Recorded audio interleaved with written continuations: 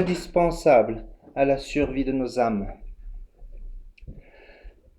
Alors, nous allons aujourd'hui parler de la Pentecôte et je vais encore une fois demander l'aide d'un volontaire. Si quelqu'un veut bien se lever pour lire le passage d'aujourd'hui, nous allons lire dans le livre des Actes, chapitre 2, les versets 1 à 13, s'il vous plaît.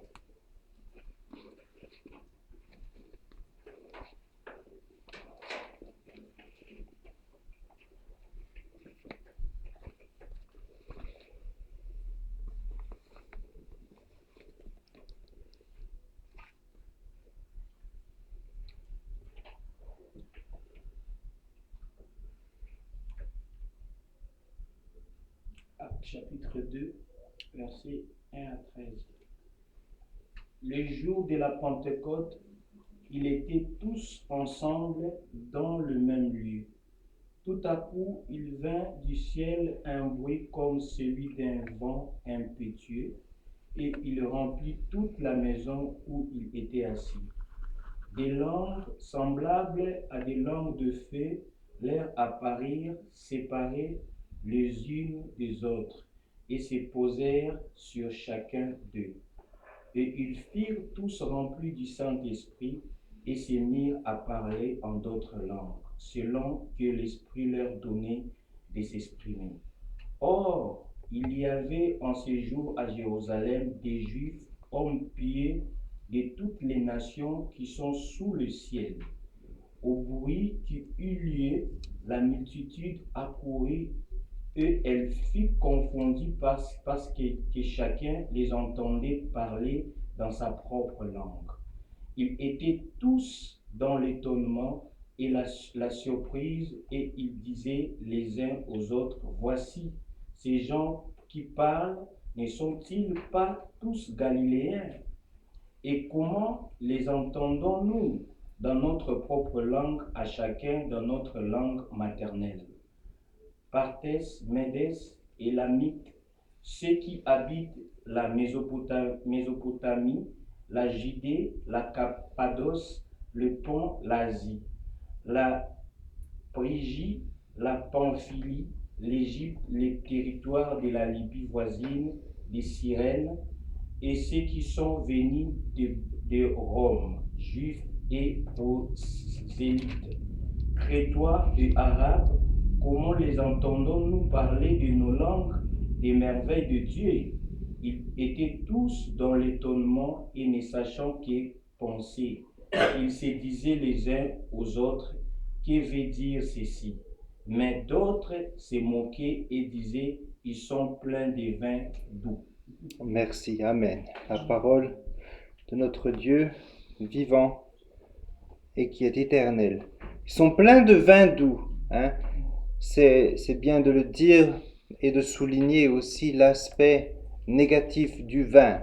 Rappelons-nous que le vin en excès est un ennemi dangereux de votre vie. Et puis, il y a ce vent impétueux et ces langues de feu qui nous ramènent au psaume que nous avons lu ce matin, au psaume 104. Il fait du vent, il fait des flammes ses serviteurs, et le vent impétueux. Je vous invite à prier. Dieu miséricordieux, ne vivons pas de pain seulement, mais de chaque mot sortant de ta bouche. Rends-nous affamés de cette nourriture céleste, qu'elle puisse nous nourrir aujourd'hui dans les voies de la vie éternelle, par Jésus-Christ, le pain du ciel. Amen.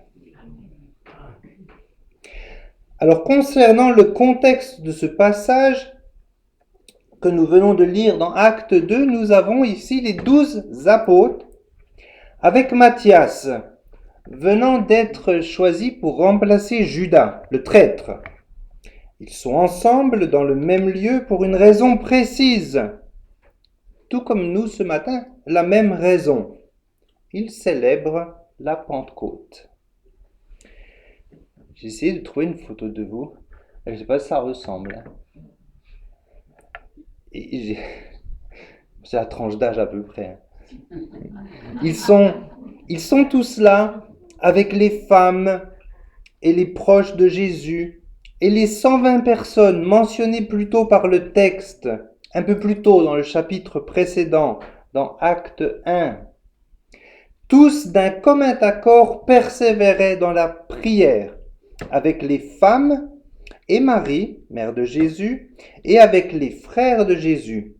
Le nombre des personnes réunies était d'environ 120. Donc nous avons ici une salle avec environ 120 personnes qui louent le Seigneur. À l'origine, la Pentecôte était une fête juive. La Pentecôte, alors c'est un peu difficile à lire, mais c'est ce que je vais vous expliquer. Donc la Pentecôte que l'on appelait Shavuot, chez les Juifs.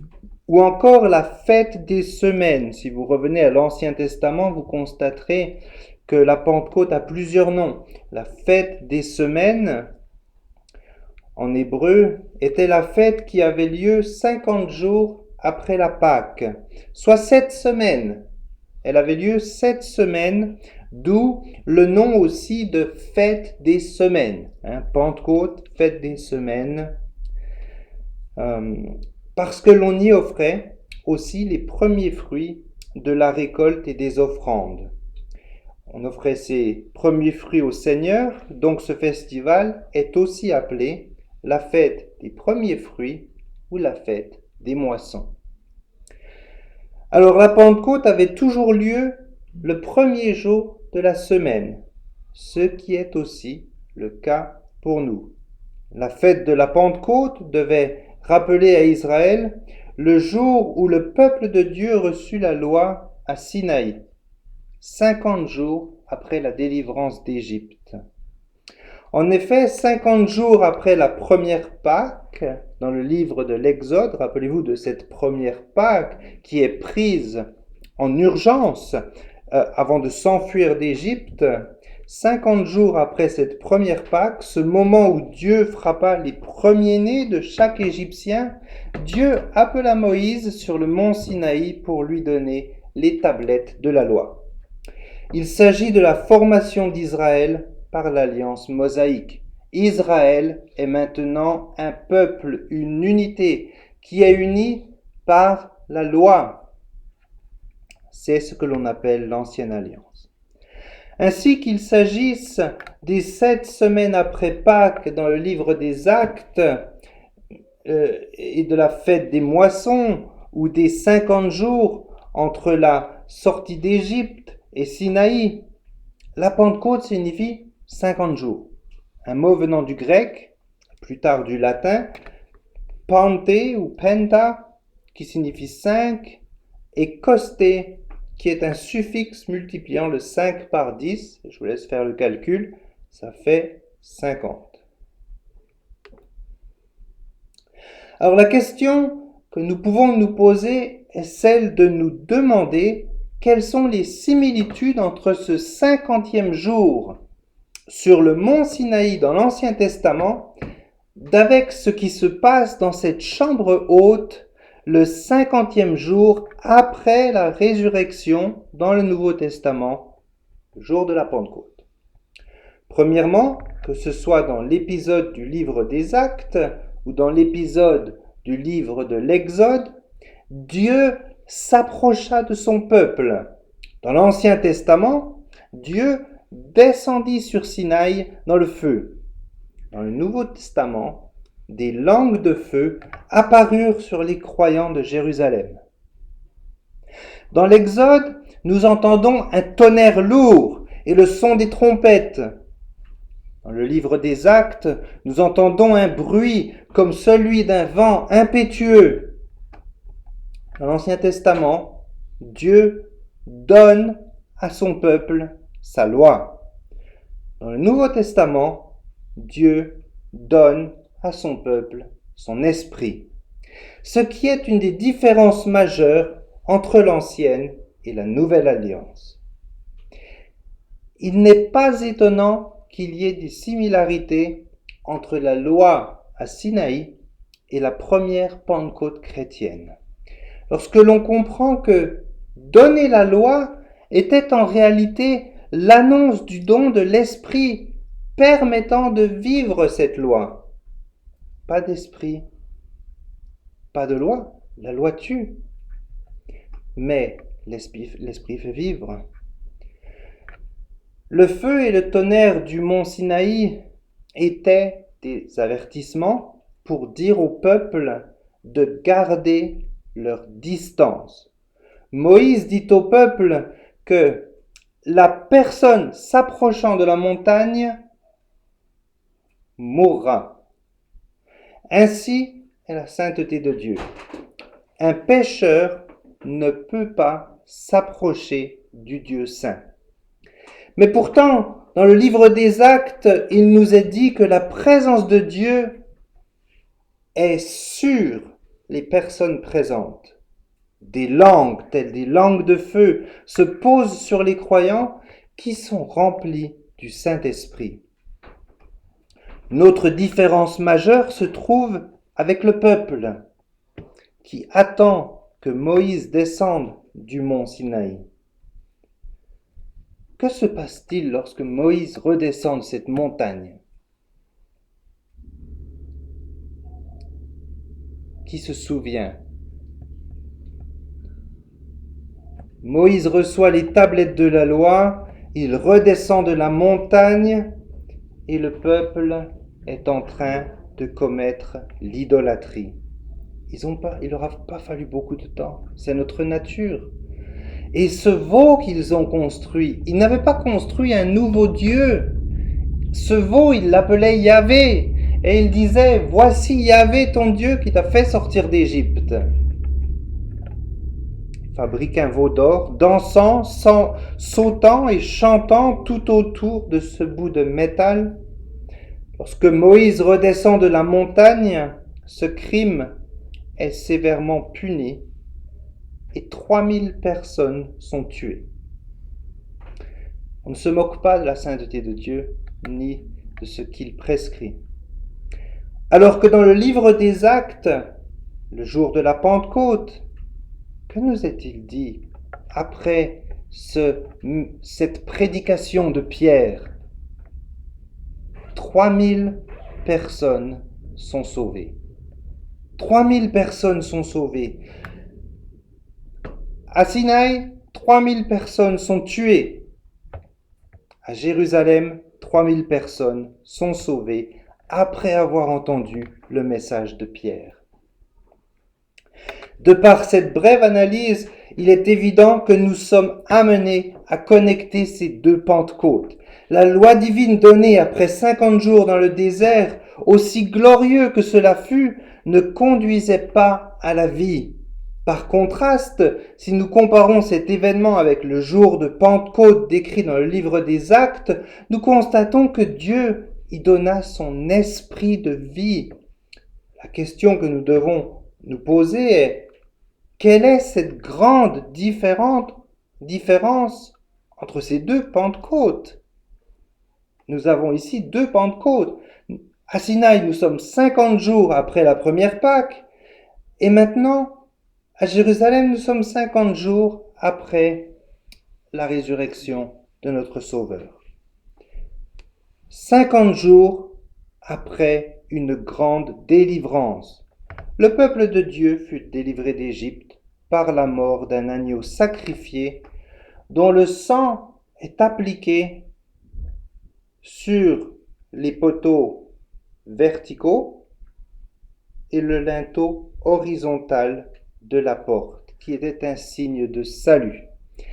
Le peuple de Dieu est délivré d'Égypte par la mort d'un agneau, dont le sang devait être appliqué sur le linteau horizontal et les poteaux verticaux.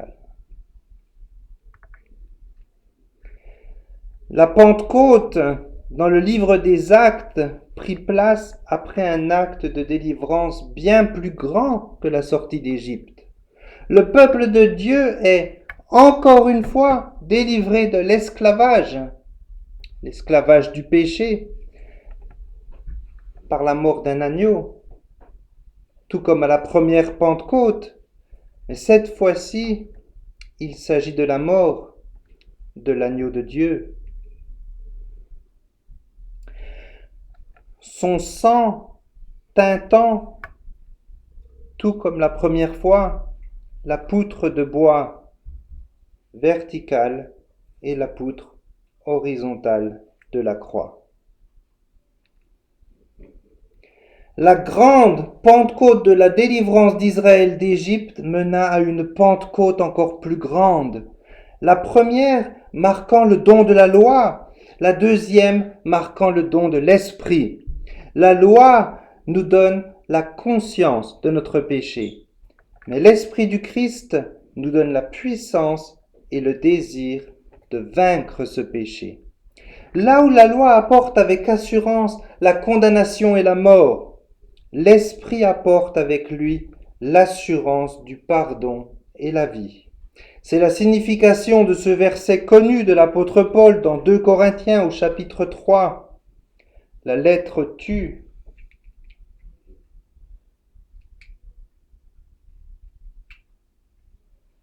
La lettre tue, mais l'esprit vivifie.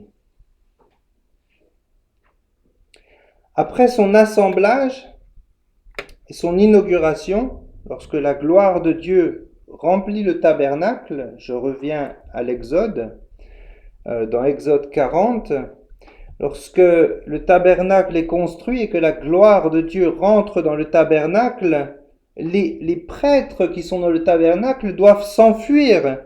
Et Exode 40 nous dit que Moïse lui-même ne pouvait pas entrer dans le tabernacle à cause de la fumée.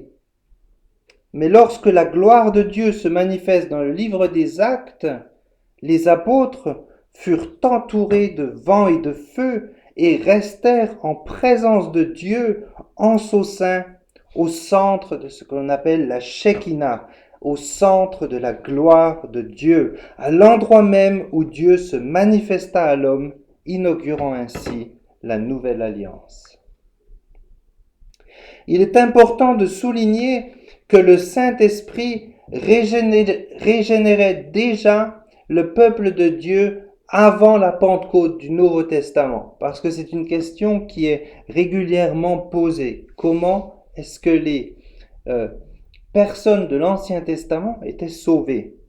La régénération est le fait que Dieu nous donne un cœur nouveau, nous régénère. Il prend notre cœur de pierre et nous donne un cœur de chair. Il s'agit d'un des bénéfices que reçoivent les personnes rachetées par le sang du Christ. Les saints de l'Ancien Testament, tout comme nous, avaient besoin de cette illumination du Saint-Esprit pour croire. Nous sommes sauvés car dans sa grâce, Dieu nous permet de croire en son sacrifice. Pour cela, que faisons-nous? Que faisons-nous? Nous regardons en arrière à ce qui se passa il y a 2000 ans, nous regardons à la croix. Alors, qu'en est-il d'Abraham et de David qui vécurent avant la venue du Christ? Ils ne pouvaient pas regarder à la croix puisqu'elle n'était pas derrière elle, elle était devant eux. Les saints de l'Ancien Testament sont sauvés car ils crurent dans la promesse du Messie sauveur. Pour cela, ils devaient regarder par la foi en avant, vers l'avenir. Ainsi, le juste vivra par la foi. Et croire dans la promesse de ce Messie venant pour racheter son peuple, même s'ils ne comprenaient pas encore le moyen que Dieu mettrait en œuvre pour sauver ce peuple. Ils avaient besoin d'avoir foi dans ce Messie qui était annoncé par les prophètes.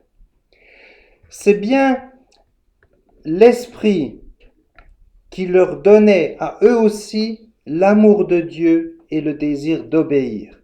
Mais par contre, tous les saints de l'Ancien Testament ne recevaient pas des dons pour le ministère. Par contraste, tous les croyants sous la Nouvelle Alliance reçoivent ces dons pour servir dans l'Église. Tous les croyants de la Nouvelle Alliance reçoivent les dons pour servir dans l'Église. quels que soient ces dons. Il y a bien souvent des personnes qui ne connaissent pas leurs dons. Mais à partir du moment où vous ressortez des eaux du baptême, Dieu vous a donné un rôle et vous a équipé pour ce rôle.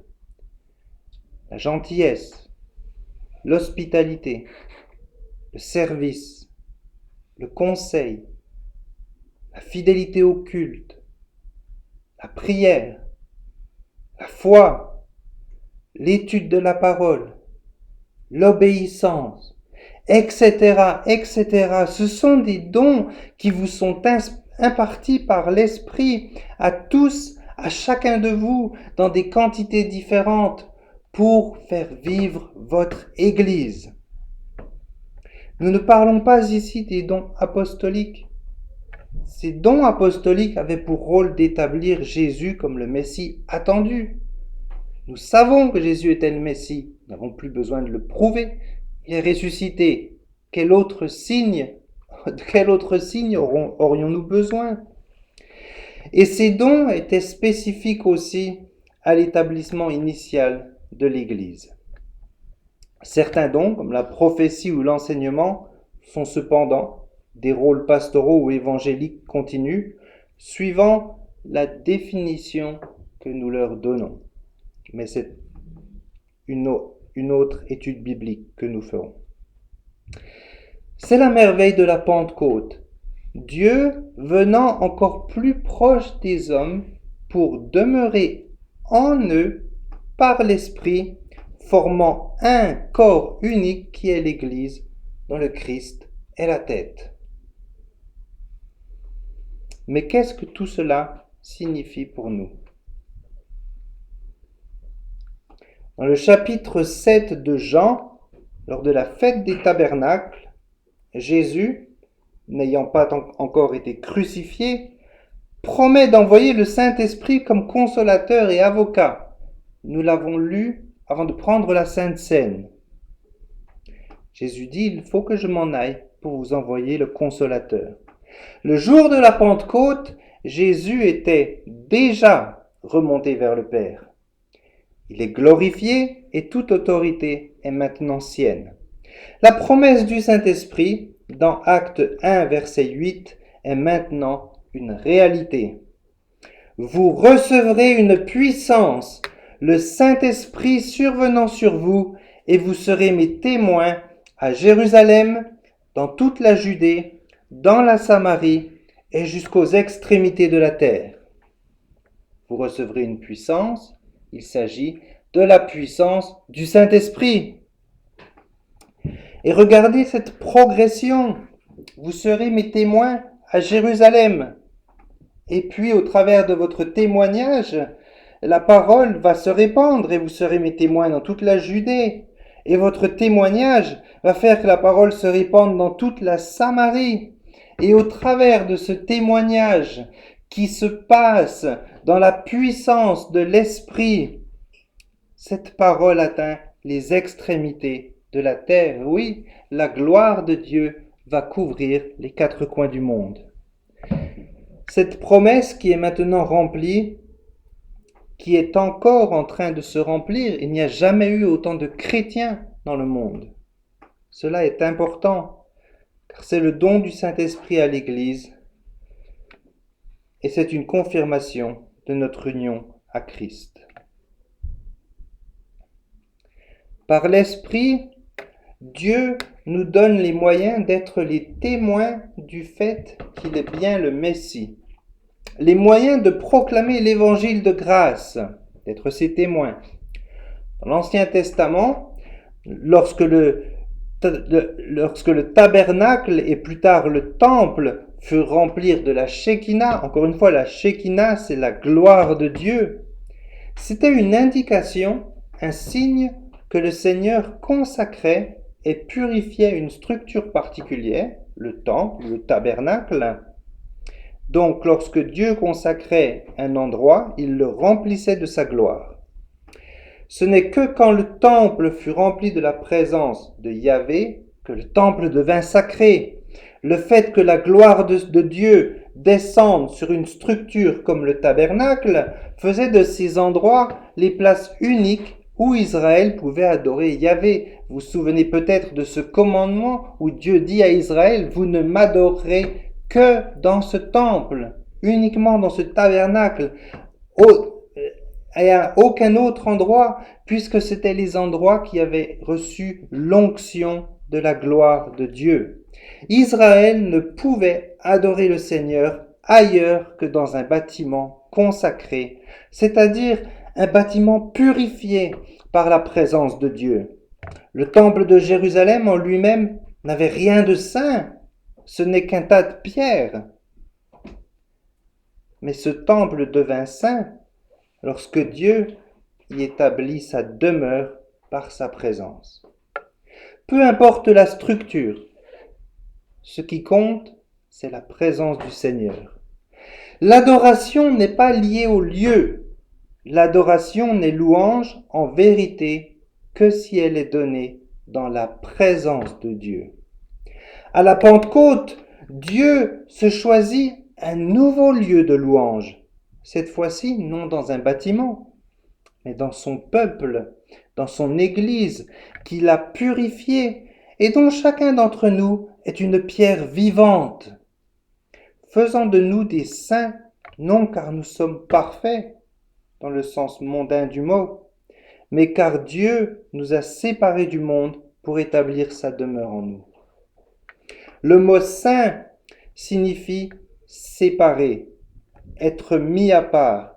Et cette séparation, c'est cette séparation qui, avec le temps, tout au long de notre vie, et le travail de l'Esprit en nous, ce que l'on appelle la sanctification, nous rend plus purs chaque jour, retrouvant chaque jour de plus en plus notre image en Jésus-Christ, dépoussiérant cette image de Dieu qui a été salie par le péché, l'image de Dieu dans l'être humain. La Pentecôte est un phénomène unique dans l'histoire de l'Église, car il s'agit de l'onction de Dieu sur l'Église, pour que cette Église, c'est-à-dire l'ensemble des croyants, soit les témoins du Messie annoncé par les prophéties.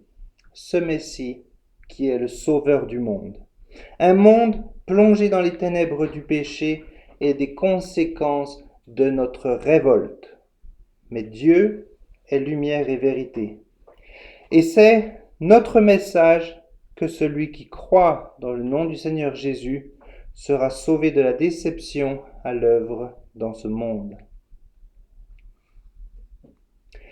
La vérité de la Pentecôte était qu'avec Pâques et la fête des cabanes, elle était un des festivals les plus importants de l'Ancienne Alliance, pour lesquels tout le peuple était requis de se rendre à Jérusalem.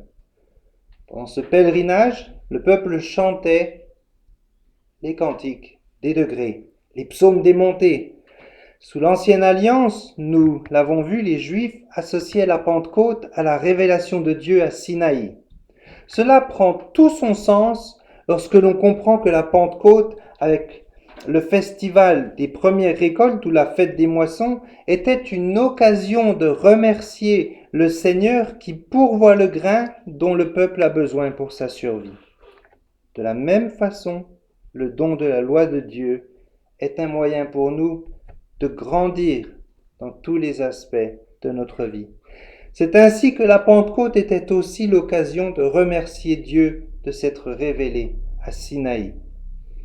Mais car la loi en elle-même amène le jugement, la condamnation et la mort, une Pentecôte bien plus grande était nécessaire pour rendre cette loi effective dans notre vie, afin qu'elle nous amène à la sainteté et la vie éternelle. Alors finalement, je voudrais que nous revenions rapidement à Acte 2. Alors que les personnes présentes étaient en train de remercier Dieu pour le grain qu'il pourvoit, ainsi que pour sa loi divine. Ce peuple de Dieu, uni sous l'ancienne alliance par la loi, est maintenant uni par l'Esprit. Ce peuple de la grâce, c'est l'Église. Peu importe la période de l'histoire dans laquelle nous nous trouvons, nous nous devons de remercier le Seigneur pour les provisions qu'il nous donne, qu'elles soient aussi bien matérielles que spirituelles. Nous ne voulons pas oublier que la Pentecôte était aussi une occasion de nourrir les pauvres. C'est une ordonnance que Dieu nous donne. Lisez pas tout ça. Depuis le lendemain du sabbat, du jour où vous apporterez la gerbe pour être agitée de côté et d'autre, vous compterez 7 semaines entières, vous compterez 50 jours jusqu'au lendemain du 7e sabbat, et vous ferez à l'Éternel une offrande nouvelle. Ce jour même, vous publierez la fête et vous aurez une sainte convocation. Vous ne ferez aucune œuvre servile. C'est une loi perpétuelle. Ici, perpétuelle signifie sur un temps prolongé. Pour vos descendants, c'est une loi qui nous était destinée. C'était un signe pour nous. Quand vous ferez la moisson, la fête des moissons dans votre pays, tu laisseras un coin de ton champ sans le moissonner et tu ne ramasseras pas ce qui reste à glaner. Tu abandonneras cela aux pauvres et à l'étranger. Je suis l'Éternel, votre Dieu. Soyons toujours généreux envers notre Dieu et envers les personnes dans le besoin. Particulièrement, prions afin d'être capables de toujours être généreux envers nos frères et sœurs en Christ. C'est aussi une des significations de la Pentecôte, la fête des moissons et la bonté envers le pauvre. Alors je voudrais conclure avec une citation de Matthieu Henry qui sera la conclusion de notre message de ce matin. Que ce soit Dominique ou moi, nous aimons citer Matthieu Henry. Il est dit de lui qu'il était profond, pénétrant plus loin dans les écrits inspirés que la plupart des autres commentateurs. C'est pourquoi je vous le recommande et la plupart de ses écrits sont en ligne et sont gratuits. Matthieu Henry. Aucune personne ne se présentera devant Dieu les mains vides, mais chaque homme amendera une offrande, quelle qu'elle soit. Cette offrande est constituée de toutes les bénédictions dont Dieu nous a pourvus pendant notre vie et dont nous avons dépendu.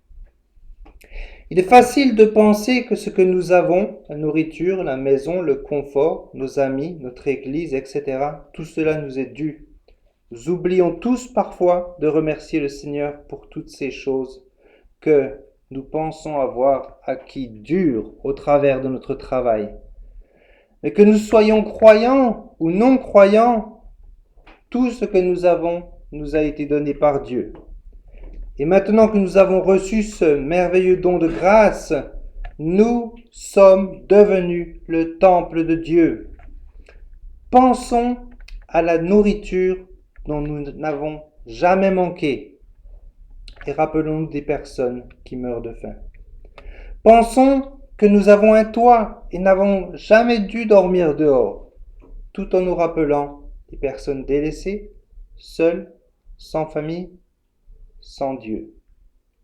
Prions pour notre santé afin de pouvoir servir Dieu et prions pour tous les malades. Par l'onction du Saint-Esprit, en ce jour de Pentecôte, soyons réconciliés. Soyons réconciliés à Dieu.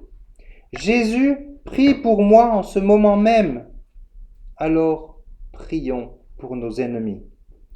Faisons-nous un devoir de nous rappeler que le Seigneur pourvoit chaque jour et ne nous a jamais, jamais abandonnés. Le jour de la Pentecôte, les croyants sont devenus des témoins du Sauveur et de sa providence d'une vie abondante et de sa bonté. Ce que Dieu nous demande aujourd'hui est que nous soyons les témoins de son amour au travers des dons dont il nous a pourvus. Le jour de la Pentecôte est le jour où nous faisons un devoir de nous rappeler que le Fils unique de Dieu fut l'agneau que nous avons pris et auquel nous avons mis fin à sa vie. Et cela afin de recevoir la grâce du Père. la loi sainte et parfaite reçue à la première Pentecôte, écrite par le doigt même de Dieu au mont Sinaï, afin que cette loi ne soit pas pour nous notre juge, notre punition dans les flammes éternelles. Dans sa miséricorde, nous avons un Dieu qui nous offrit une seconde Pentecôte, bien plus grande, déversant sur nous le vent de son esprit, faisant de nous sa demeure, le sang frais de l'agneau coulant sur le linteau et les poteaux de la porte par laquelle il entra. Ce temple est la demeure terrestre du roi des rois, du Dieu 3 fois saint. Vous êtes ce temple, d'où l'évangile de grâce sort comme une rivière d'eau vive coulant du trône de Dieu pour immerger les nations de la gloire de son nom. Nous avons, en effet, reçu cette puissance qui vient d'en haut. À Dieu soit la gloire. Prions.